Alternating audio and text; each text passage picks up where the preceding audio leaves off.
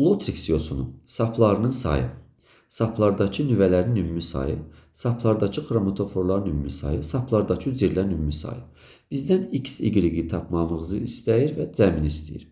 Deməli, x-i avtomatik tapmaq olar. Nə üçün? Saplardakı xromatofor sayının, nüvənin sayı bir-birinə həmişə bərabər olur. Çünki Lotrixin hər hüceyrəsində nüvə və xromatofor olmur. Onun bir hüceyrəsindən başqa digər hüceyrələrdə hər birində nüvə və xromatofor vardı. Onun üçün də xromatofor sayının, nüvənin sayı həmişə bir-birinə bərabərdir. Baxdıq, 40 dənə tapdıq. X-imiz 40-dır. Və hüceyrənin ümumi sayı nə qədərdir? Burada bir məntiqi hissəsi vardı, 8 sap veribdir. Biz burada substrat çəkək bir ədəd. Baxın, substrat çəkdik. Bunun üstündə 8 dənə yosun göstərək. 8 dənə sap. Baxın, bir sap buradadır, ikinci sap buradadır, üçüncü sap buradadır. 4, 5, 6, 7 və 8 dənə sap. Substrata yapışan hüceyrə hər bir çəkdiyimiz rəngsiz hüceyrədir.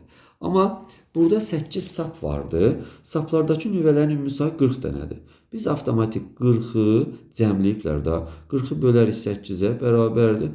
5 olduğunu taparıq. Deməli, hər bir hüceyrəsində 5 dənə nüvə vardı. Baxın diqqətlə.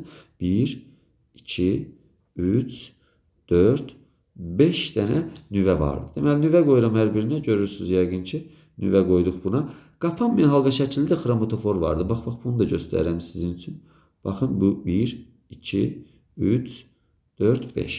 Yəni, görürsünüz ki, nüvə nə qədərsə xromatofor da eynidir. Bunun hamısına bu qayda çəkmək olar. Vaxtımız gedər, yəni biz başa vurub tapa bilərik də.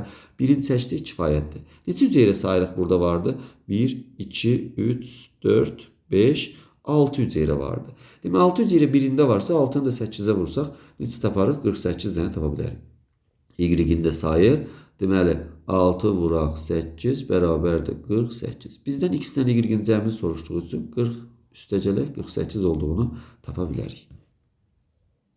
88 olduğunu tapa bilərik.